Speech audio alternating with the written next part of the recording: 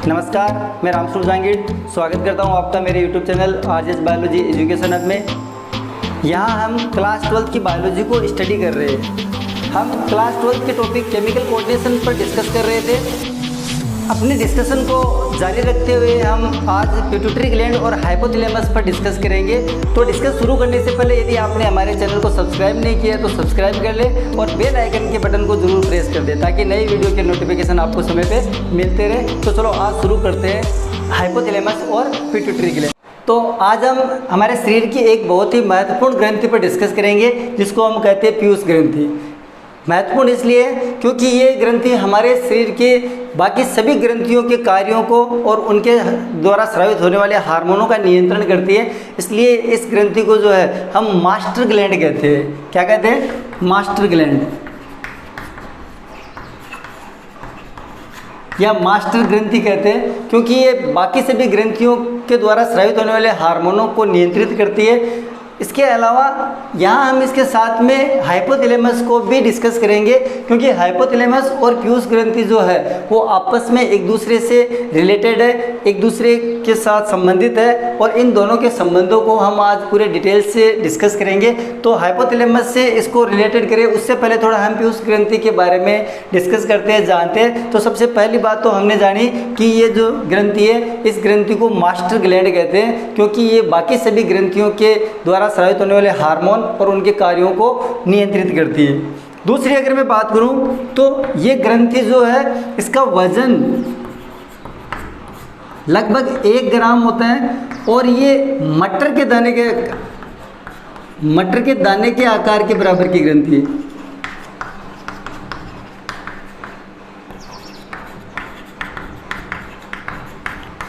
अब आप सोच सकते हो कि एक इतनी छोटी ग्रंथि हमारी पूरी बॉडी के कार्यों को नियंत्रित करती है, इन्फ्लुएंस करती है, पूरी बॉडी के कार्यों को इन्फ्लुएंस करती है। एक मटर के दाने के आकार की जिसका वजन जो सिर्फ और सिर्फ 1 ग्राम है, इसलिए इसको मास्टर ग्लैंड करें। तीसरी अगर मैं इसकी लोकेशन की बात करूं, स्थिति देखूं तो इसकी स्थिति या लोकेशन जो है वो कहाँ होती है।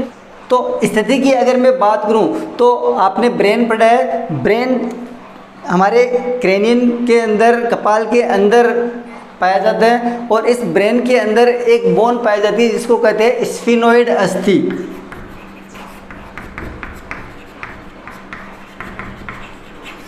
इस स्फिनोइड अस्थि के अंदर एक सेडल लाइक डिप्रेसर होता है, एक गर्तिका पाई जाती है सेडल लाइक, और इस गर्तिका को हम कहेंगे सेला टर्सिका।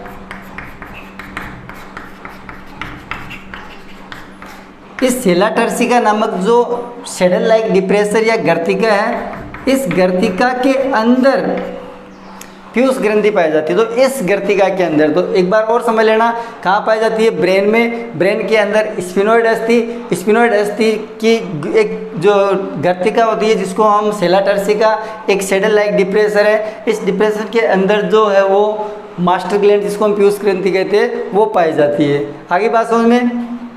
अब इसके बाद में अगर हम बात करें तो ये ग्रंथि कंप्लीटली यानी ये मास्टर ग्लैंड है और इस ग्लैंड को कंट्रोल करने का काम कौन करता है? हाइपोथैलेमस करता है। हाइपोथैलेमस के बारे में आप जानते हो कि हाइपोथैलेमस हमारे एक ब्रेन का पार्ट है, डायंसिफेलोन का एक पार्ट है।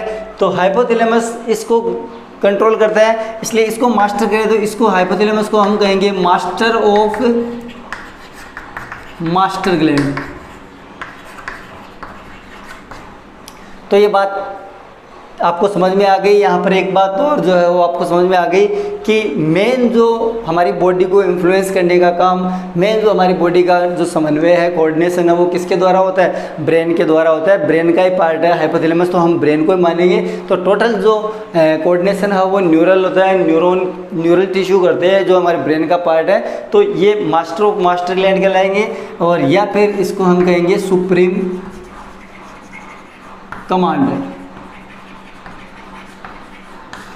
तो हाइपोथैलेमस को हम सुप्रीम कमांडर भी कहते हैं। अब ये दोनों ग्लैंड एक दूसरे से यानी मास्टर ग्लैंड जिसको पीयूष ग्रंथि और हाइपोथैलेमस ये ब्रेन का पार्ट है, ये दोनों आपस में एक दूसरे से किस तरीके से इंटररिलेटेड है, किस तरीके से आपस में ये संबंधित है, इस पर हम डिस्कस करते हैं। तो सबसे पहले हम पीयूष ग्रंथि को थोड़ा और आगे डिस्कस करते हैं। तो अगर हम पीयूष ग्रंथि की बात करें तो इस पीयूष ग्रंथि को हम कार्य के आधार पर देखें तो दो लोब में बांटेंगे, दो फंक्शनल लोब, यहाँ हम इनको फंक्शनल लोब कहेंगे। कार्य के आधार पर हम इनको दो लोब या दो पालियों में बांटेंगे। पहली जो पाली होगी इसको हम कहेंगे एंटेरियर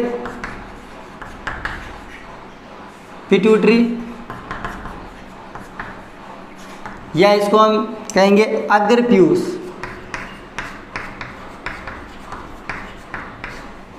और दूसरी पाली जो होगी इसको हम कहेंगे पोस्टेरियर पिट्यूटरी या पश्च पाली। इन दो पालियों में हम इनको बांटेंगे। एक तीसरी पाली और होती है इसकी, जिसको हम कहेंगे इंटरमीडिएट लोब।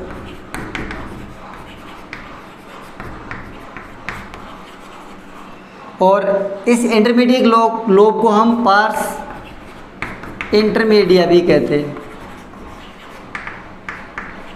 यहाँ एक बात आप समझना कि ह्यूमन बीइंग के अंदर अगर हम बात करें, मानव की अगर हम बात करें, तो मानव के अंदर ये जो इंटरमीडिएट लोब जो होती है वो इस एंटीरियर पिट्यूटरी के साथ में अटैच हो जाता है, यानी ये अलग से फंक्शनल नहीं होता, इसके साथ आके ये अटैच हो जाता है मानव के अंदर। लेकिन मानव के पहले के जो प्राणी हैं उनके अंदर ये अलग से पाली के रूप में होता है। तो यहाँ हम मानव की बात करें तो मानव में ये इसके साथ में अटैच होगा। ये जो एंटीरियर पिट्यूटरी है इसको हम अगर यूज कर रहे हैं, इसका एक और नाम होता है, इसको हम कहते हैं एडिनो हाइपोफिसिस। अब यहाँ पर समझना आप, एडिनो हाइपोफिसिस में एडिनो जो वर्ड है, इस एडिनो का मतलब होता है ग्लैंड, ग्रंथि। इसका मतलब क्या है कि ये जो अगर पीयूष जो है या एंटीरियर पिट्यूटरी है, ये एंटीरियर पिट्यूटरी ग्लैंडुलर टिश्यू की बनी होती है, यानी ये ग्लैंडुलर टिश्यू की बनी है। और ग्लैंडुलर टिश्यू जो है यहाँ पे ये एपिथेलियम यानी मॉडिफाइड एपिथेलियम है, रूपांतरित उपकला ऊतक है जो ग्रंथिल ऊतक का बना हुआ है एंटीरियर पिट्यूटरी, इसलिए इसको हम एडिनो हाइपोफाइसिस कहते हैं। और अब अगर यहाँ पर हम देखें कि ये आया कहाँ से है, एडिनो हाइपोफाइसिस या एंटीरियर पिट्यूटरी वाला जो पार्ट है पीयूष ग्रंथि का, अगर पीयूष वाला जो पार्ट है ये आया कहाँ से है, तो समझना आप कि ये हमारी जो फेरिंग्स है, इस फेरिंग्स का ही एक भाग एक पाउच के रूप में ये जो है वो ऊपर की तरफ जाके और सेला टर्सिका जो एक गर्तिका है जो डिप्रेशन है उसमें जाता है, और ये फेरिंजियल एपिथेलियम होती है जो यहाँ से पाउच के रूप में जाती है। इस पाउच को रातकेज पाउच कहते हैं।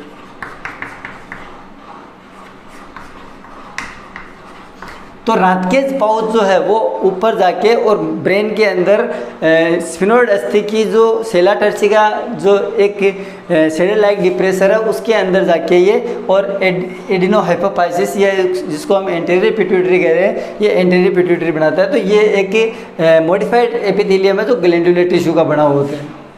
अब दूसरी बात करें हम पोस्टीरियर टिश्यू की या पोस्टीरियर पिट्यूटरी की, तो पोस्टीरियर या पश्च पीयूष जो है ये पश्च पीयूष न्यूरल टिश्यू का बना होता है।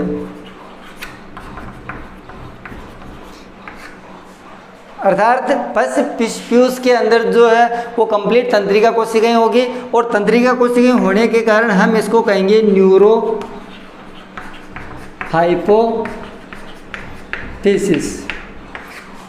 न्यूरो हाइपोफिसिस कहेंगे। और ये न्यूरल हार्मोन का सीक्रेशन करता है, जिनमें एक तो है एडीएच और एक होता है ऑक्सीटोसिन, और ये दोनों न्यूरो हार्मोन है। इन दोनों न्यूरो हार्मोन का निर्माण हाइपोथैलेमस में होता है, और ये पोस्टीरियर पिट्यूटरी के अंदर आके स्टोरेज होते हैं, और यहाँ से इनका समय समय पर सीक्रेशन किया जाता है। ये न्यूरल पार्ट है, यहाँ पर हाइपोथैलेमस से डायरेक्ट ट्रेकिया आके और यहाँ खुलते हैं। हाइपोथैलेमस में इन दोनों हार्मोनों का निर्माण होता है, और ये पोस्टीरियर पिट्यूटरी है, यहाँ आके इकट्ठा होते हैं और यहाँ से ही इनको समय समय पर जो है वो टाइम जिस अकॉर्डिंग कार्य के अकॉर्डिंग इनको सिक्रेशन किया जाता है ज़रूरत के हिसाब से।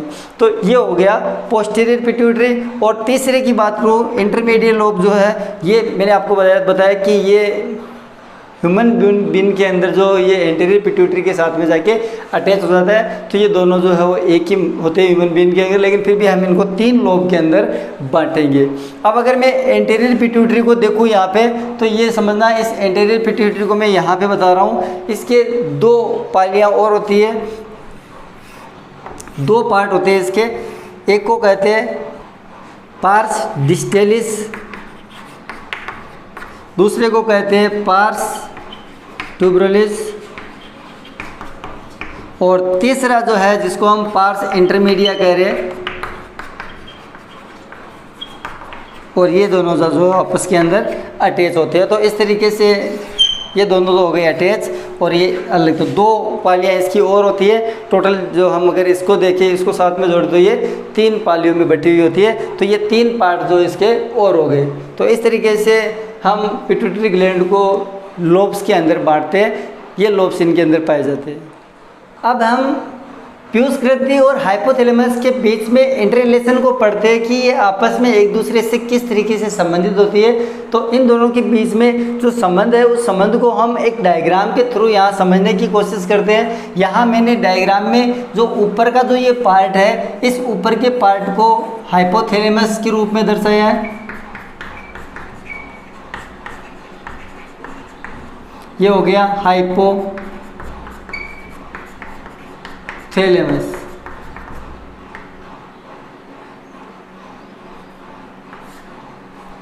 और ये नीचे का जो पार्ट है इतना, इसको हम कहेंगे पीयूष ग्रंथि। और इस पीयूष ग्रंथि का 2 पार्ट या 2 पालियाँ यहाँ मैंने बनाई हुई है। इस पाली को हम कहेंगे एंटीरियर लोब, या इसको हम एडिनो हाइपोफाइसिस कहेंगे।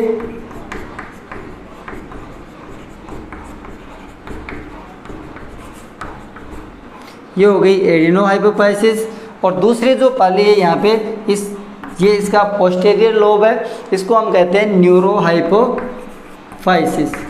न्यूरो इसलिए कह रहे हैं कि न्यूरल टिश्यू का बना होता है, इसलिए हम इसको न्यूरो हाइपोफाइसिस कह रहे हैं। यहाँ से न्यूरल हार्मोन सीक्रेट होते हैं।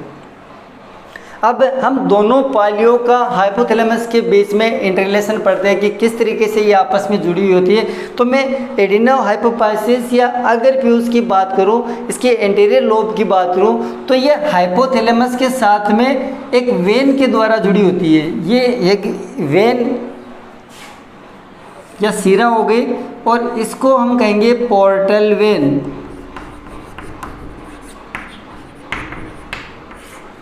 पोर्टल वेन क्या होती है समझना बहुत ही इम्पोर्टेंट है। पोर्टल वेन का मतलब हो गया कि ऐसी वेन या ऐसी सिरा जो 2 ऑर्गन्स को जोड़ती है आपस में। इसकी शुरुआत यानी ये बिगिन भी कैपिलरीज से होती है, रक्तवाहिनियों से होती है। इसका अंत भी कैपिलरीज के रूप में होता है, रक्तवाहिनियों के रूप में होता है। तो बिगिन और एंड दोनों कैपिलरीज के रूप में होगी और 2 ऑर्गन्स को आपस में जोड़ेगी। एक बात समझना कि हमारे हार्ट से निकला हुआ ब्लड जब किसी ऑर्गन में जाता है तो ऑर्गन से वापस हार्ट में आता है। लेकिन अगर हार्ट से निकला ब्लड किसी वेन के द्वारा यदि 2 ऑर्गन को जोड़ा जाए, 2 ऑर्गन तो यानी ये यहाँ पहले हाइपोथैलेमस को जोड़ रही है, हाइपोथैलेमस में जा रहा है ब्रेन के पार्ट में, फिर अगर पीयूष में जा रहा है तो 2 ऑर्गन को जोड़ रहा है, इसलिए हम इसको पोर्टल वेन कहते हैं। तो पोर्टल वेन हम उसी को ही कहेंगे जिसकी शुरुआत भी कैपिलरीज के रूप में होती है, रक्तवाहिनियों के रूप में, रक्त केशिकाओं के रूप में, जिसका अंत भी रक्त केशिकाओं के रूप में होता है। और ये 2 ऑर्गन्स को डायरेक्टली जोड़ती है, हार्ट तक ब्लड को ले जाए बिना, सीधे ही यहाँ जोड़ेगी, इसलिए हम इसको पोर्टल वेन कह रहे हैं। तो ये पोर्टल वेन के द्वारा यहाँ जुड़ी हुई होती है। तो यहाँ से हाइपोथैलेमस से जो न्यूरो हार्मोन जो सीक्रेट होने वाले हैं जिनको हम फैक्टर कहेंगे, जो इनहिबिटरी और रिलीजिंग फैक्टर होंगे वो यहाँ ब्लड में मिलेंगे, ब्लड से फिर यहाँ आएंगे और यहाँ आने के बाद में इसके जो फैक्टर है वो इस ग्लैंडुलर पार्ट के अंदर, क्योंकि ये ग्लैंडुलर टिश्यू की बनी होती है, एपिथेलियम टिश्यू होता है मॉडिफाइड, और इस ग्लैंडुलर पार्ट के ऊपर आके ये रिलीजिंग और इनहिबिटर हार्मोन एक्ट करेंगे। और जब यहाँ से एक्ट करेंगे तो ये अगर पीयूष जो अपने हार्मोन को सीक्रेट करेगी और ये हार्मोन ब्लड के थ्रू जाके और उस ग्रंथि पर इफेक्ट करेंगे, उस ग्रंथि को उद्दीपित करेंगे हार्मोन सीक्रेट करने के लिए, और फिर वो ग्रंथि हार्मोन सीक्रेट करेगी जो एक ऑर्गन पे जाके एक्ट करेंगे या एक स्थान पे जाके टारगेट सेल्स के ऊपर जाके एक्ट करेगी। तो इस तरीके से ये एक वेन के द्वारा जुड़ी होती है, इसको हम पोर्टल वेन करें। इस पोर्टल वेन का अगर मैं नाम बताऊं तो इसको कहते हैं हाइपोथैलेमिक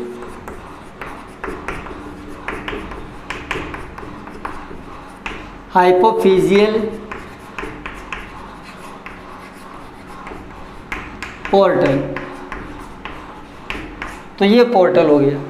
अब पश्च पीयूष की बात करूँ, न्यूरोहाइपोफाइसिस की बात करूँ तो न्यूरोहाइपोफाइसिस का जो पार्ट है वो हाइपोथैलेमस के साथ में किस तरीके से अटैच होता है समझो आप। तो हाइपोथैलेमस के साथ में ये डायरेक्टली न्यूरल टिश्यू के द्वारा अटैच होगा।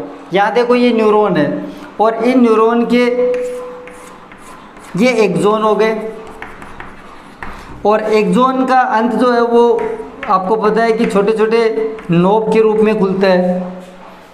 अब ये डायरेक्टली यहाँ पर अटैच है, इसके बीच में कोई ब्लड वेसल्स नहीं है, कोई रक्तवाहिनी नहीं है, डायरेक्ट न्यूरल टिश्यू यहाँ पे आके और न्यूरोहाइपोफाइसिस में खुलते हैं। अब समझना यहाँ पे कि यहाँ पे दो न्यूक्लियस हैं, एक को हम सुप्रा ऑप्टिक न्यूक्लियस कहेंगे और दूसरे को हम पेरीवेंट्रिकुलर न्यूक्लियस कहेंगे। और ये जो सुप्रा ऑप्टिक है ये सीक्रेट करता है और पेरीवेंट्रिकुलर जो न्यूक्लियस है ये बनाता है एडीएच, और ये दोनों हार्मोन इन न्यूक्लियस के अंदर बढ़ेंगे और डायरेक्टली एक्सोन के द्वारा आके तंत्रिकाक्ष के द्वारा आके इन नोब के द्वारा यहाँ सीक्रेट किए जाएंगे। ध्यान रखना कि न्यूरोहाइपोफाइसिस जो पश्च पीयूष है वो किसी हार्मोन को सिंथेसिस नहीं करती, ये हाइपोथैलेमस के द्वारा बने हुए जो दो हार्मोन है, ऑक्सीटोसिन जिसको सुप्रा ऑप्टिक न्यूक्लियस बनाता है, दूसरा एडीएच एंटी डायूरेटिक हार्मोन कहते हैं, इसको पेरीवेंट्रिकुलर न्यूक्लियस बनाएगा। इन दोनों को यहाँ स्टोर करती है, यहाँ पर इकट्ठा करती है, सिंथेसिस नहीं होता यहाँ पे, सिंथेसिस जो है वो हाइपोथैलेमस में होगा। दोनों हार्मोन को यहाँ स्टोर करती है और समय समय पर इनको रिलीज करती है जब इनकी आवश्यकता होती है। तो एक बात आपको समझ में आ गई कि न्यूरोहाइपोफाइसिस वाला जो पार्ट है वो टोटली न्यूरॉन का बना होता है, और ये न्यूरॉन जो है वो डायरेक्ट कहाँ से आई हुई होती है, हाइपोथैलेमस से आई हुई होती है। और यहाँ पर ये जो आपस में जब इन एक्सोन का जो ये यहाँ एक्सोन का जो गुच्छा है इसको हम ट्रैक कहेंगे, और इस ट्रैक का नाम होगा हाइपोथैलेमिक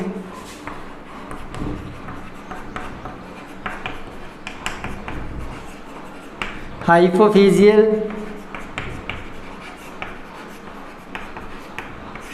ट्रैक। और ये ट्रैक जो है वो यहाँ इन हार्मोनों को लाके यहाँ डालती है और न्यूरोहाइपोफाइसिस वाले भाग में ये इकट्ठा होते हैं। तो इस तरीके से पिट्यूटरी ग्लैंड के जो दोनों पालियाँ हैं वो हाइपोथैलेमस के साथ में इस तरीके से इंटररिलेटेड होती है। इस तरीके से यहाँ बनने वाले हार्मोन जो है हाइपोथैलेमस के द्वारा बनने वाले जो न्यूरो हार्मोन है वो पीयूष ग्रंथि में आते हैं और पीयूष ग्रंथि को इस तरीके से ये इन्फ्लुएंस करते हैं। तो ये बात आपको क्लियरली समझ में आ गई। अब हम पीयूष ग्रंथि के द्वारा स्रावित होने वाले हार्मोनों पर डिस्कस करेंगे।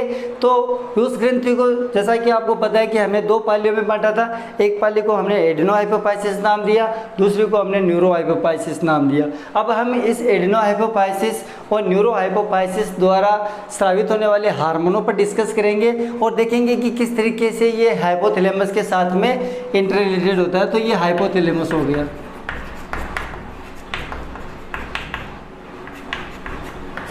अब देखो, सबसे पहले हम पीयूष ग्रंथि की पश्च पीयूष या पश्च पाली पर नज़र डाल देते हैं। तो पश्च पाली को हम न्यूरोहाइपोफाइसिस कहते हैं। मैंने आपको बताया था कि पश्च पाली कोई भी हार्मोन को सिंथेसिस नहीं करती है, ये हाइपोथैलेमस के द्वारा जो सुप्रा ऑप्टिक न्यूक्लियस और पेरीवेंट्रिकुलर जो न्यूक्लियस है उनके द्वारा स्रावित होने वाले उनके द्वारा सिंथेसिस होने वाले हार्मोनों एंटी डायूरेटिक और ऑक्सीटोसिन, ये दोनों हार्मोन यहाँ सिंथेसिस होंगे और इनको जो है वो इस ट्रैक के द्वारा यहाँ पहुँचा के स्टोर किया जाता है। तो ये तो सिर्फ हार्मोनों को स्टोरेज करती है और स्टोरेज के साथ में समय समय पर रिलीज करती है।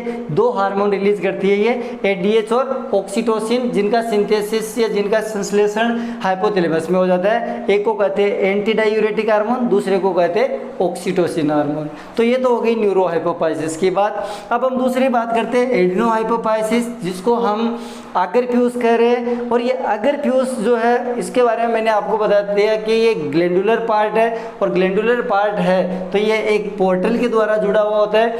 इस पोर्टल के थ्रू हाइपोथैलेमस से हार्मोन आएंगे और यहाँ की सेल्स को एक्ट करेंगे और इस एडिनोहाइपोफाइसिस की सेल्स जो है वो हार्मोन सिंथेसिस करेगी और हार्मोन सिंथेसिस करके और ब्लड के अंदर डालेगी इनको। तो यहाँ पे ये जो ग्लैंडुलर पार्ट है, इस ग्लैंडुलर पार्ट के अंदर एडिनोहाइपोफाइसिस जो है इस पार्ट के अंदर 3 प्रकार की कोशिकाएं होती है।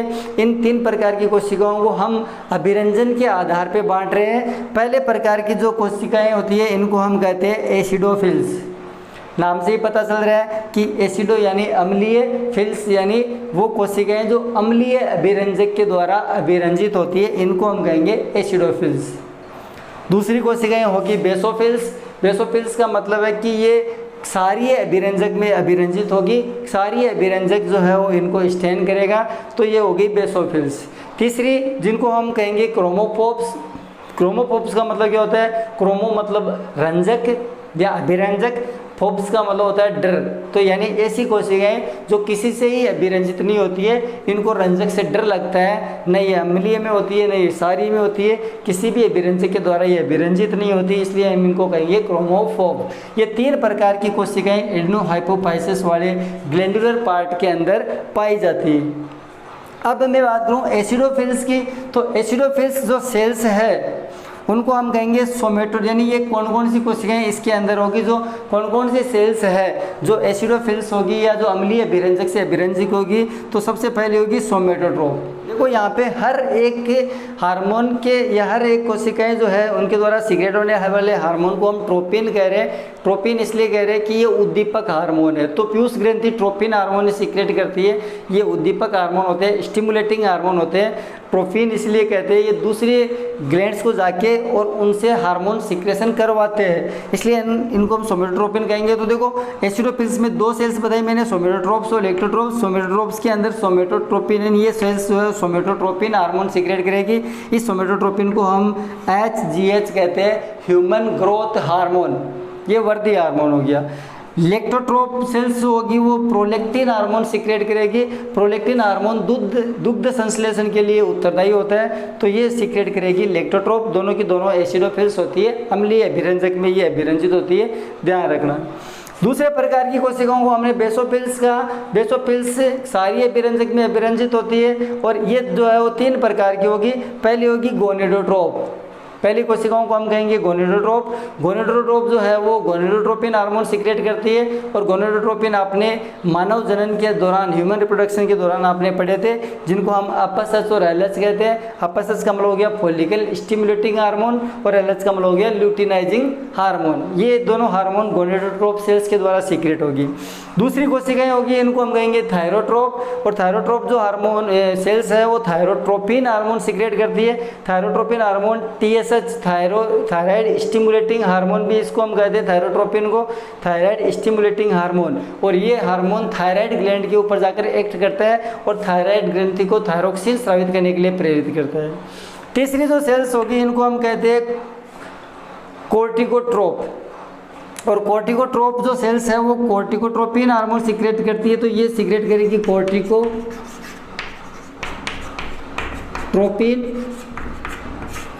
या हम इसको कहेंगे ACTH।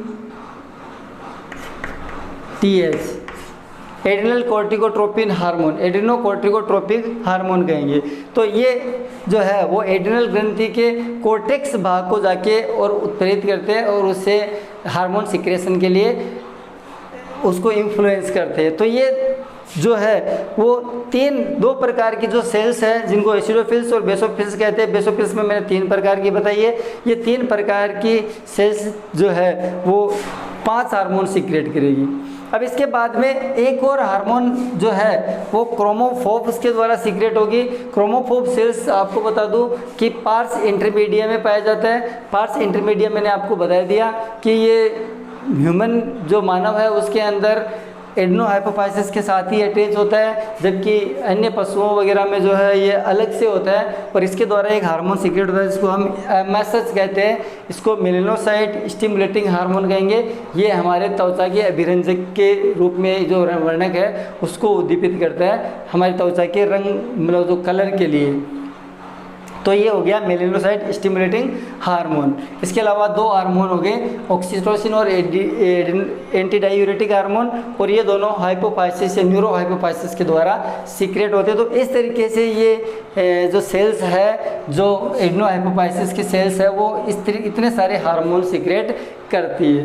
अब ध्यान दो यहाँ पे कि मैंने आपको कहा कि यहाँ पे हाइपोथैलेमस जो है वो इस ग्रंथि को कंट्रोल करता है। इस ग्रंथि को मास्टर ग्रंथि क्यों कहते हैं? क्योंकि इसके द्वारा सीक्रेट होने वाले सारे हार्मोन जो है वो स्टिमुलेटिंग हार्मोन या ट्रोपिन हार्मोन है, जो अलग अलग ग्लैंड्स को इन्फ्लुएंस करते हैं, उनसे हार्मोन साबित करवाने का कार्य करते हैं। अब इस ग्लैंड को या इसके एड्नो हाइपोफाइसिस को कौन कंट्रोल करेगा? हाइपोथैलेमस। अब हाइपोथैलेमस किस तरीके से कंट्रोल करता है? तो देखो, हाइपोथैलेमस 2 प्रकार के हार्मोन सीक्रेट करता है। एक को हम कहते हैं RH रिलीजिंग हार्मोन, दूसरे को हम कहेंगे IH या इनहिबिटिंग हार्मोन।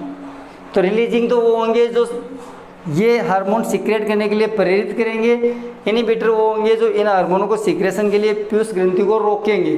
तो ये 2 प्रकार के हार्मोन जो है वो हाइपोथैलेमस सीक्रेट करते हैं। आप इनको न्यूरो हार्मोन कह दो या आप इसको फैक्टर भी कह सकते हो, क्योंकि ये फैक्टर मतलब फैक्टर नाम इसको दे सकते हो, हार्मोन भी कह सकते हो, कोई दिक्कत नहीं है।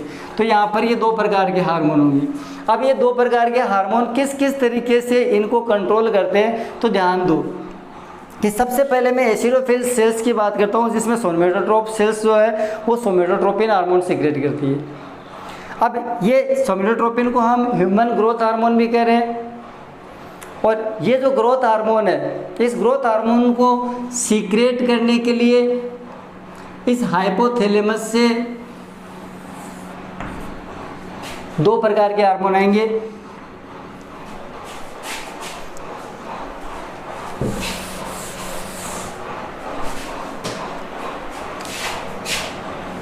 इस ग्रोथ हार्मोन को सीक्रेशन के लिए हाइपोथैलेमस से 2 हार्मोन आएंगे। एक होगा GHRH और दूसरा होगा GHIH। अब ध्यान दो, हाइपोथैलेमस सीक्रेट कर रहा है GHRH या GHIH।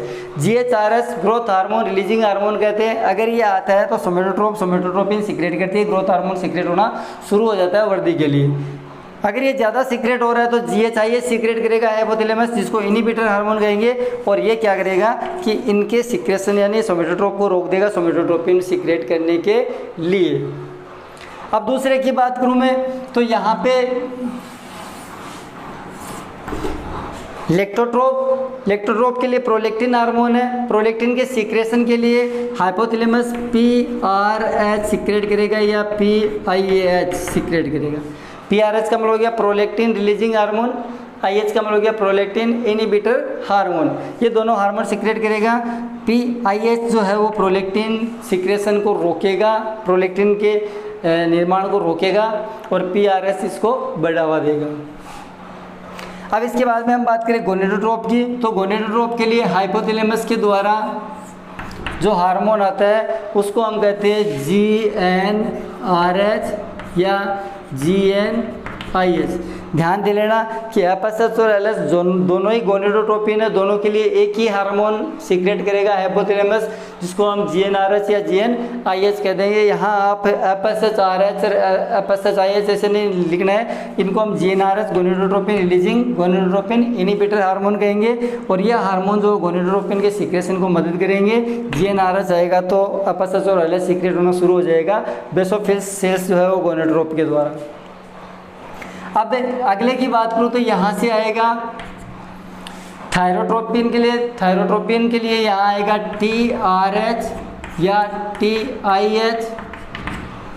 TRH आता है तो थायरोट्रोपिन ज़्यादा रिलीज सीक्रेट होगा, और ज़्यादा सीक्रेट होगा तो थायराइड ग्रंथि उतनी ज़्यादा उद्दीपित होगी, उतना ही थायरोक्सिन सीक्रेट करेगी। अगर थायरोक्सिन ज़्यादा है तो TIH सीक्रेट होगा, जो क्या करेगा, थायरोट्रोपिन को कम कर देगा। और लास्ट बच गया यहाँ पे, तो ये लास्ट जो है उसको हम कोर्टिकोट्रोप कहते हैं। तो कोर्टिकोट्रोप के लिए जो है वो होगा CRH या CIH सीक्रेट होगा।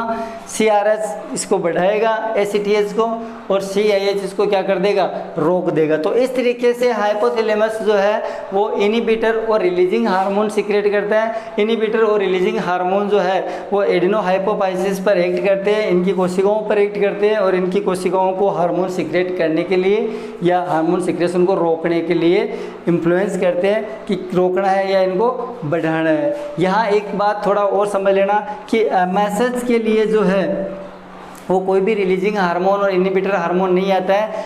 MSH जब CRH आएगा तो कोर्टिकोट्रोपिन रिलीजिंग हार्मोन होगा, और इससे ACTH बढ़ेगा। इस ACTH के साथ में ही MSH आना शुरू हो जाएगा। तो ध्यान देना कि ACTH के साथ में MSH आता है। ये MSH जो है वो पार्ट्स इंटरमीडिया का पार्ट है, और ये इसके साथ में ही इसको सीक्रेट करना शुरू कर देगा, क्योंकि एडिनोहाइपोफाइसिस का ये पार्ट होता है जिसको हम पार्ट्स इंटरमीडिया कह रहे हैं। तो ये इसके साथ आएगा, इसके लिए कोई भी रिलीजिंग और इनहिबिटर हार्मोन नहीं होते।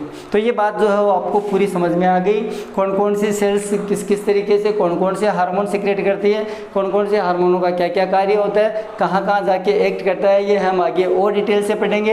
एक चीज़ यहाँ पर आप और समझना कि यहाँ पे चाहे कोई सा ही हार्मोन हो, चाहे सोमेटोट्रोपिन हो, चाहे गोनेडोट्रोपिन हो, चाहे थायरोट्रोपिन हो या कोर्टिकोट्रोपिन हो, यहाँ पे ये सारे हार्मोन जो है, इन हार्मोनों पर मुख्य प्रभाव जो है वो होता है RH का, यानी रिलीजिंग हार्मोन का। ये रिलीजिंग हार्मोन से ज़्यादा प्रभावित होती है, जबकि इनहिबिटर का योगदान तो होता है, लेकिन रिलीजिंग हार्मोन इनको ज़्यादा प्रेरित करते हैं। जैसे ही कोई हार्मोन की कमी हुई तो ये रिलीजिंग हार्मोन आना शुरू हो जाएगा। एक प्रोलेक्टिन को छोड़कर, ये प्रोलेक्टिन हार्मोन जो है ये एक अपवाद है। ये प्रोलेक्टिन इनहिबिटर से ज़्यादा प्रभावित होता है, यानी इस पर इनहिबिटर का प्रभाव ज़्यादा होता है। क्यों? क्योंकि प्रोलेक्टिन का हार्मोन की ज़रूरत तभी होती है जब प्रसव के बाद में जो बेबी है उस बेबी को दूध पिलाना है, तो उसके लिए प्रसव के बाद में दुग्ध उत्पादन जरूरी है, यानी मिल्क जो सिंथेसिस है वो शुरू होना ज़रूरी है। तो केवल उसी दौरान ये प्रोलेक्टिन इनहिबिटर हार्मोन जो PIH है ये बंद हो जाएगा। क्यों? क्योंकि PIH जब तक सीक्रेट होगा तब तक प्रोलेक्टिन नहीं होगा। प्रोलेक्टिन नहीं होगा तो इसका मतलब मिल्क सिंथेसिस बंद रहेगा। अब मिल्क सिंथेसिस बंद है, लेकिन जैसे ही प्रेगनेंसी होती है, प्रेगनेंसी के बाद में प्रोलेक्टिन आना शुरू होगा। प्रेगनेंसी के जब प्रेगनेंसी के बाद में जब प्रसव होगा और उसके बाद में चाइल्ड जब उसको मिल्क फीडिंग करवानी है, ब्रेस्ट फीडिंग करवानी है, तो उस दौरान जो है प्रोलेक्टिन तब आना शुरू होगा, और फिर स्तन ग्रंथियों का विकास होगा। स्तन ग्रंथियों के विकास के साथ में उनके अंदर मिल्क सिंथेसिस की प्रोसेस शुरू होगी। तो उस दौरान PIH जो है वो क्या होगा, बंद हो जाएगा आना। और PIH आना बंद हो गया तो इसका मतलब क्या हुआ कि जो इनहिबिटर है वो हट गया। इनहिबिटर हटते ही प्रोलेक्टिन शुरू हो जाएगा, और प्रोलेक्टिन जो है वो जो स्तन ग्रंथियाँ उनके अंदर मिल्क सिंथेसिस को बढ़ाता है, और फिर मिल्क का निर्माण या दुग्ध का निर्माण जो है सिंथेसिस संश्लेषण होना शुरू हो जाता है। ये कार्य केवल समय पर कुछ समय के लिए होता है, बाकी समय नहीं होता है। इसलिए जो है वो प्रोलेक्टिन जो है वो PIH से ज़्यादा कंट्रोल होता है, जबकि बाकी सारे जो होते हैं वो RH या रिलीजिंग हार्मोन से ज़्यादा कंट्रोल होते हैं। तो इस तरीके से मैंने आपको पीयूष ग्रंथि की स्ट्रक्चर क्या होती है, कहाँ स्थिति होती है, और पीयूष ग्रंथि किस तरीके से हाइपोथैलेमस के साथ में इंटररिलेटेड होती है, और किस तरीके से हाइपोथैलेमस के हार्मोन जो है वो पीयूष ग्रंथि के हार्मोनों को कंट्रोल करते हैं। पीयूष ग्रंथि कौन कौन से हार्मोन सीक्रेट करती है, ये सारी बातें आपको छोटी छोटी मतलब बातें जितनी भी है वो सारी आपको डिटेल से समझा दी है। अगर आपको वीडियो पसंद आया तो लाइक ज़रूर करें, शेयर करें और चैनल को सब्सक्राइब करें। धन्यवाद।